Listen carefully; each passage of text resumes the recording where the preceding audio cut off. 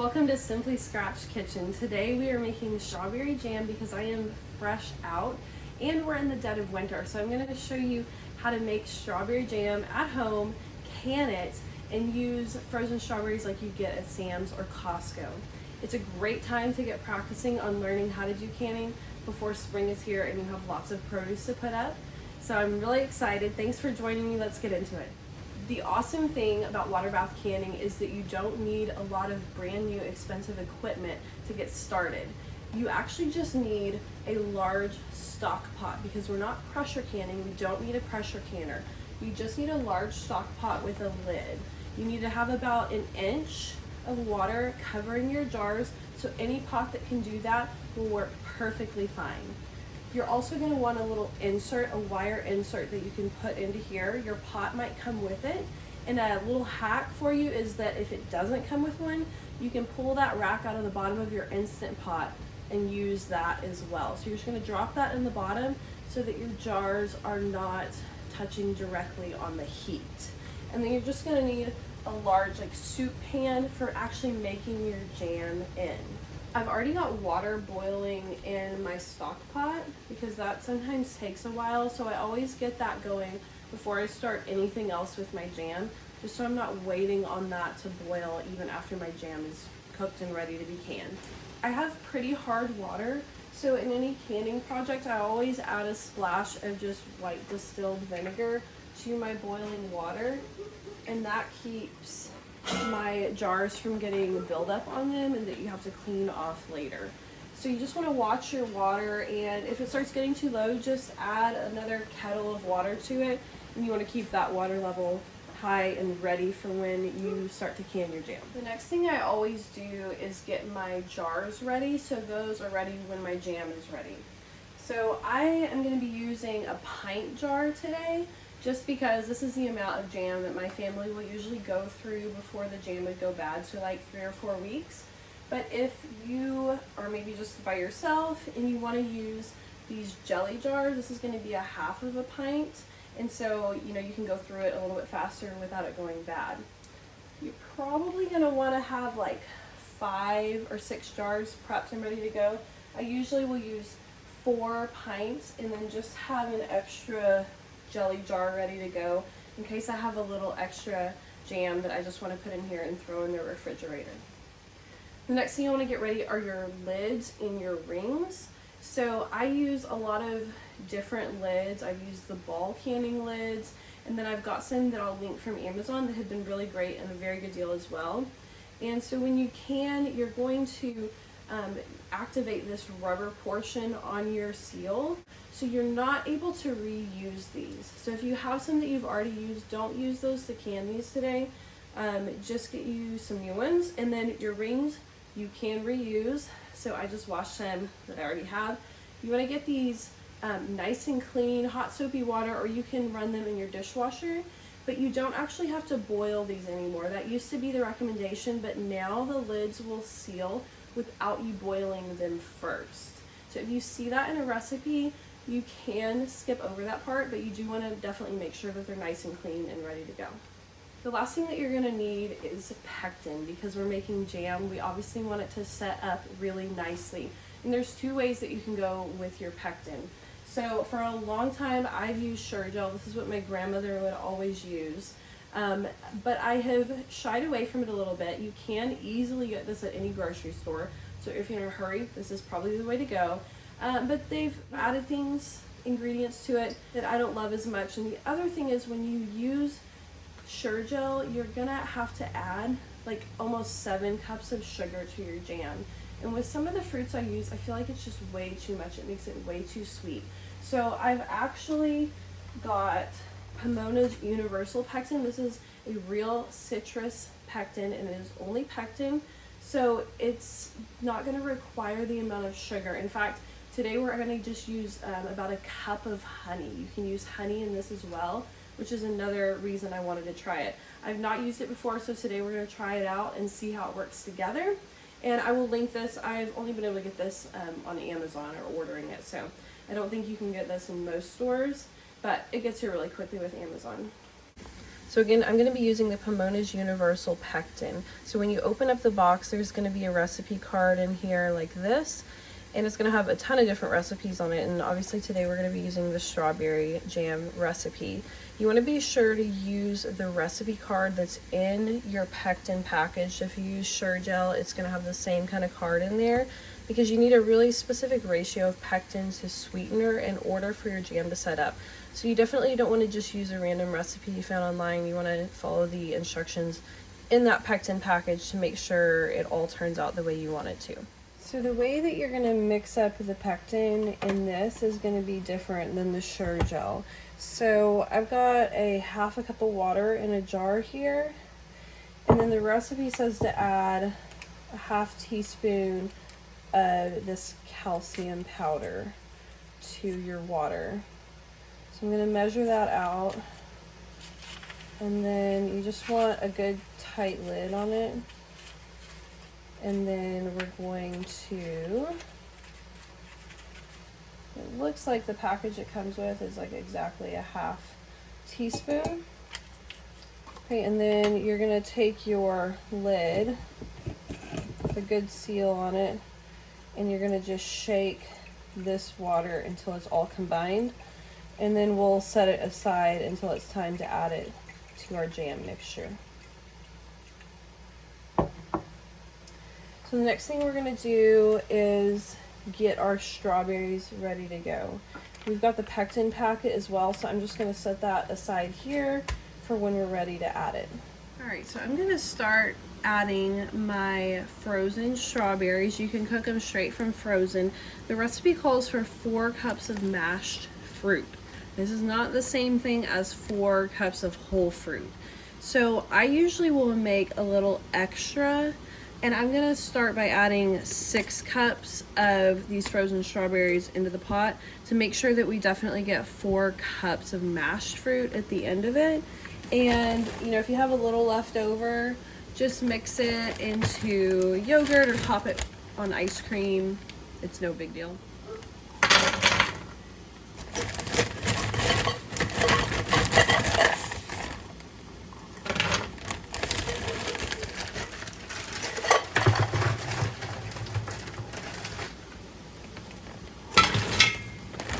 I've made this before, so I know that this does not look like enough, so I'm going to go ahead and add 1 more scoop. I've found that usually these 4 to 5 pound bags that you get, you're going to use most of them to make this 1 batch of strawberry jam. I'm going to go ahead and do about 8 rough cups of strawberries to get started. So you want to turn this on medium heat. Because they're frozen, I'm going to go ahead and cover them and let the steam melt those, and then we're going to start mashing them.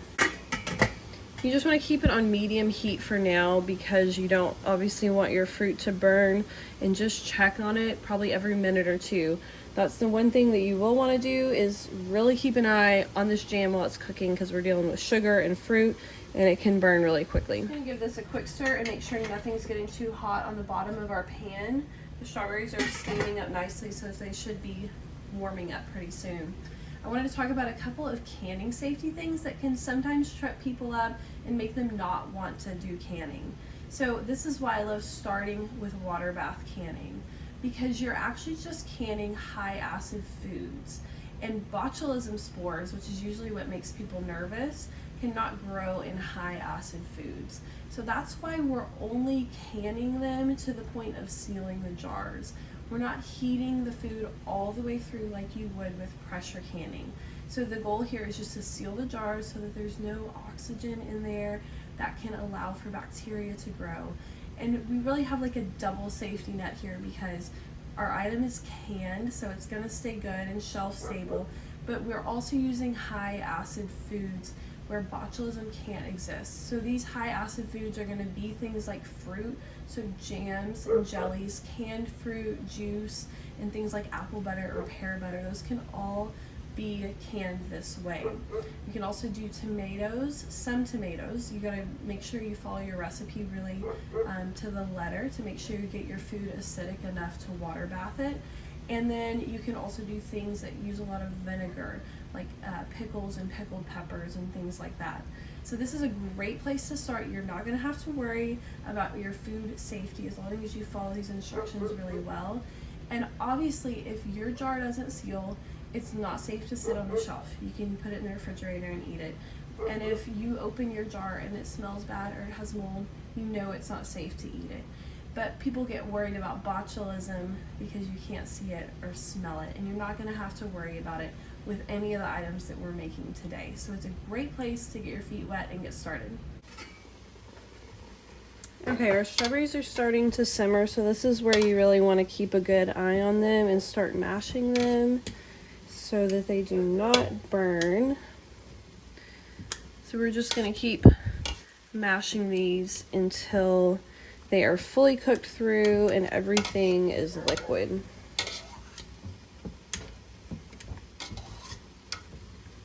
I'm going to go ahead and add another kettle of water to my stock pot just to make sure we have enough water in here boiling and ready to go when our jars are ready.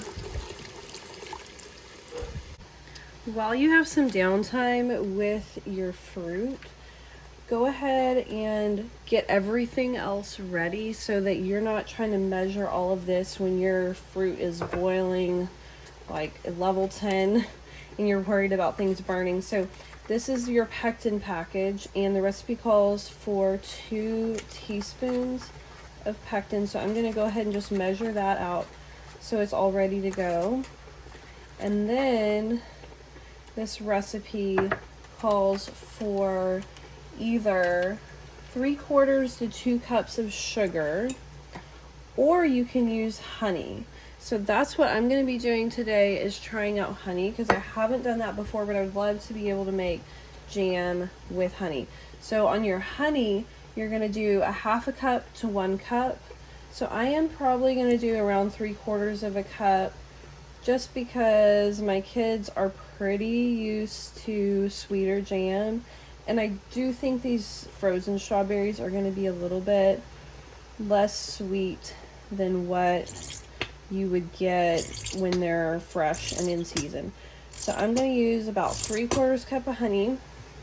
And we've got all of that ready to go when we start our jam. And then of course we've got our water over here as well, and have our teaspoon ready for measuring that out. Our strawberries are looking good. They're all cooked down now, and I'm just going to keep mashing these for a couple more minutes to get all the rest of the juice out of that, so we're getting a good accurate measurement. Again, you're going to measure out 4 cups of mashed fruit, so grab your largest measuring cup for measuring this, and then once we measure it, we'll just pour it back into this pan and continue the jam making process. All right, I'm going to carefully ladle my fruit puree into my measuring cup here. And with canning, you want a lot of your glass items to be warm, or at least not super cold, because you don't want anything to break. And you should look out for little leaves in your fruit. All right. So this measuring cup I have is 4 cups. So it looks like we'll have a perfect amount here. So what I ended up doing was about 8 cups of these sliced strawberries to get 4 cups of puree. And as you can see, there's just a little bit left in the pan, which is like perfect amount of wiggle room, and just mix that into some yogurt and it'll be great. So I'm going to just transfer this little leftovers into a refrigerator container, and then we'll come back and start working on the rest of our jam.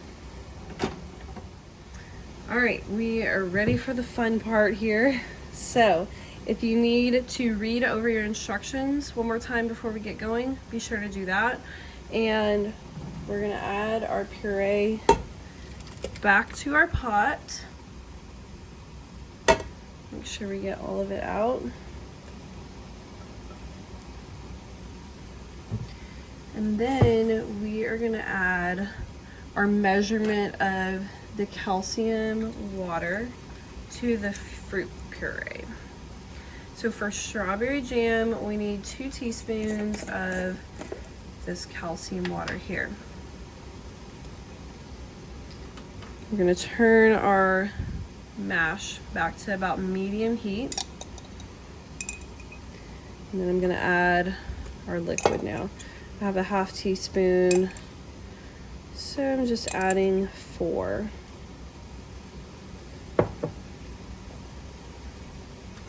And then we're going to combine that really well.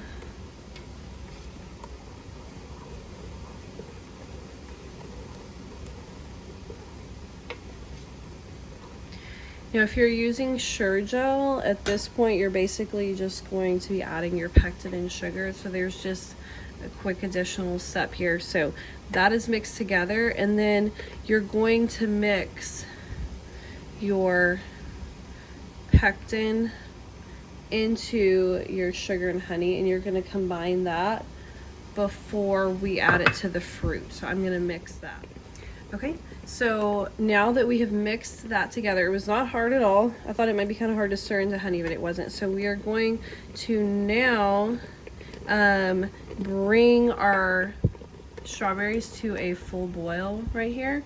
So you want it to be a little bit more active than this. So you want it there to still be bubbles forming even when you stir it. So I'm going to turn up the heat just a little bit because I'm watching it very closely.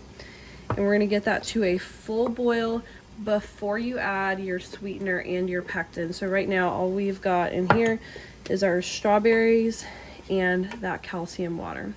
So we're going to let this keep going until we're at a full boil. Okay, our fruit is to a good rolling boil now. So I'm going to pour in our fruit and honey mixture, or sorry, our pectin and our honey mixture. If you're doing sugar, it'll be exactly the same. And then it wants us to return this to a full boil, and we're gonna mix vigorously for about 1 to 2 minutes to just make sure this is really combined and spread evenly. With any of your directions, it's going to usually give you a timer for how long you're gonna boil. So go ahead and set that timer so that you get a really good exact product here. So I'm going to go ahead and do a full 2 minutes. We're going to stir vigorously, and it's going to return to a full boil. You also just want to double check and make sure that you've got enough water going in your pot, because sometimes it will evaporate. I like to leave the lid on it, but a little bit will still evaporate. So you've got all that ready to go while we're stirring this. A lot of times you'll get a little bit of a foam forming when it is boiling really hard. That's totally fine and totally normal. We will deal with that later, and it's not gonna really cause any problems for your product. Okay, this is looking perfect. You got that solid rolling boil, and we're gonna keep stirring vigorously just to make sure all that sweetener and pectin's combined, and our timer is gonna go off here. All right, we're at a full rolling boil, so our product is done, and we're gonna get it into jars. Go ahead and remove it from the heat, and we're gonna go and grab a canning funnel. Okay, I like to have my jars sitting on like a towel or a mat like this, because it just keeps their temperature a little more regulated, and I'm not putting the heat directly on my counter because this jam is going to be very hot.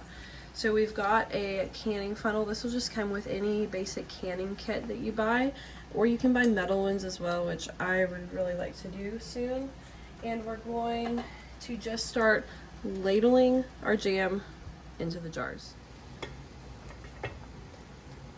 If you want to start canning with just bare bones items, all you really need are your jars with your lids and your rings. And if you are buying a full set of jars at the store, they're going to come with everything you need.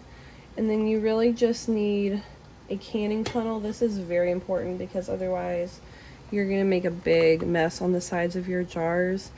and it's really hard to clean, and it can interfere with them being able to seal. So we want to leave about a 1/2 inch of headspace there. So headspace is the amount of space between the top of your product and the top of your jar. So we're going to keep doing that until all of our jars are filled.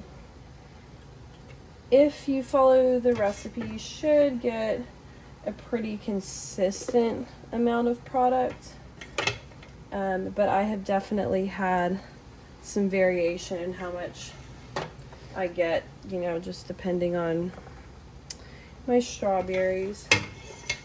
So I always get extra jars out just so I don't have to stop in the middle of the process and wash more jars. So it looks like we're gonna get about 2.5 pints out of this recipe. This recipe's a little bit different than the one I've used with the Sure Gel. You usually will get more jars out of that amount. So you can obviously double your batch that you make with the Pomona's pectin as well. Part of the reason you're getting more product when you make the Sure Gel amount is because you are adding just a ton of sugar. So that's going to melt down and make a lot of jam. But we're obviously using less sweetener, but we're getting more fruit out of it. Now, one thing is that whether you use a 1/2 pint or a whole pint, you're gonna use your canning time for a full pint here. So this little guy is gonna get the same canning time as these two. What you want to do now is grab a paper towel with some white vinegar on it and run it around the edges here, because if there is anything sticky here, your lids are not going to be able to seal, and you do not want that. You want all your lids to seal. So I'm going to grab a couple of paper towels here, and I think I'm actually going to just put this guy in my refrigerator because I don't like canning like with a lot of headspace there. Sometimes it doesn't work out too well. So I'm just going to get these two guys sealed, and they will be perfect on my pantry shelf. So just rub the vinegar around the top. Make sure you don't have anything sticky, and while you're doing this, just check for any little cracks in the side of your jar, because that will also keep it from sealing. So it'll give you a chance to switch it to a different jar before we can it. Now we're going to put our lids and our rings, and you're just going to tighten these fingertip tight. Usually want a little something to hold onto the jar because it is going to be hot. Fingertip tight is these 4 fingers right here.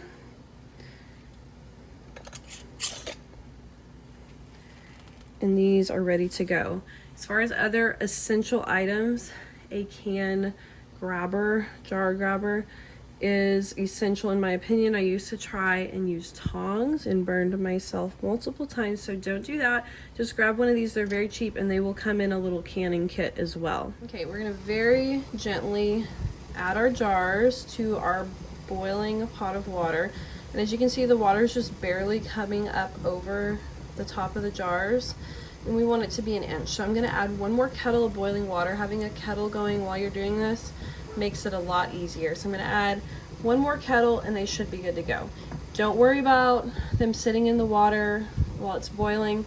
They'll be just fine. All right, I've added more water to our pot, and this is going to be great. You want your water to be at a full rolling boil before you start your processing time.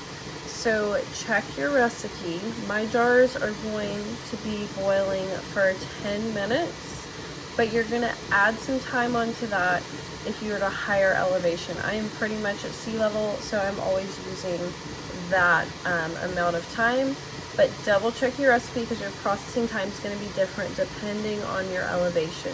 So I'm going to wait for this to come to a rolling boil, then we're going to put a lid on it and start our timer. I will say I do normally like to do a larger batch of canning all at once, but today, since I'm trying out the Pomona's pectin for the first time, I decided to just do a regular recipe, follow it to the T, and see how it turns out and if it's something that we like. And so normally I would do like 4 to 8 jars, because if I'm going to pull out a big pot of water and get that boiling, and kind of make a mess of my kitchen, I want to have stuff I can put on my shelf and use for like the next 8 to 12 months and not have to do all of this again. So if you're up for that, I would definitely recommend like just trying to do a big canning day and getting it all done at once, because I definitely think it's worth the effort. So I'm going to taste a little bit of this jam that I'm just going to keep to put in the refrigerator. It's already setting up nicely, so I think we did all of the pectin components right. And this is really nice because you can taste the strawberries really well. I've canned strawberry jam before where I had the full 7 cups of sugar, and it was just so sweet. It was more like a syrup than just like a fresh fruit jam. So this definitely tastes way more fresh. It has enough sweetness that you know, your kids are not gonna like snarl up their nose at it, but definitely fresher with that honey, and you can really taste the strawberries. So I think we're gonna really like this. You can see how nicely it's already set up. I made myself a little like sourdough with butter and jam on it. This is such a nice treat, and you can feel great about giving it to your kids because it's full of like pure honey and strawberries. You're not gonna make them super hyper. I have definitely had kids get hyper from really sweet jam before. So I think you're really gonna enjoy this recipe. Make sure your pot is covered so you can get the water back to a full rolling boil. You're probably not gonna get it to hit that high rolling boil you need without it being covered. You can see we've got heavy steam coming out. If your pot is boiling a little bit too hard, just turn down the heat a little bit, but you wanna keep that cover on it for the full 10 minutes. All right, our timer has gone off. Super simple. I don't have to manage it much. You don't have to worry about pressure like you would in a pressure canner. So you're gonna just take your lid off. It's been off for just a minute. Let them sit for just a second, and then you're going to pull them out and transfer them onto a towel. You definitely don't want to put these straight on your countertop because they're going to be very hot for quite a while. Some people like to flip their jars over to help them seal. I haven't really noticed if that makes a huge difference for me or not, so just do whatever looks good to you. And what we want to do is in the center of these jars, you see that slightly raised portion. We're waiting for those to seal, and you're going to hear a pop. This is Canner's like favorite part of the process. So just go about your business. You're going to let these sit for 24 hours on the counter. They're going to be hot for a very long time. Leave the rings on, and then you're just going to wait and listen for them to seal. Once they're cool, you can just come back by and touch the center and see if it's depressed. If you press it and it clicks, they have not sealed. And then another great way to make sure that they've sealed is after 24 hours is up, just come back and take this ring off. You can lift the jar then by the top, and that lid should stay sealed and stay on. If it pops off, you know you don't have a good seal, and then you should just go ahead and move your jam to the refrigerator. But usually if you follow directions and have a good lid, you're gonna have no problem getting a great seal rate. Thank you guys so much for being here with me today and doing a little experiment with the pectin. If you really want to learn more about canning, I'm going to be doing a lot more videos where we do step-by-step canning together to make it a little less intimidating and a little less scary, because I definitely felt that way when I first got started, but it's something I think is achievable for anyone who's interested. So be sure to like this video and subscribe. Let me know down in the comments below what you're interested in canning and if you tried this recipe and loved it. I'll see you guys next time.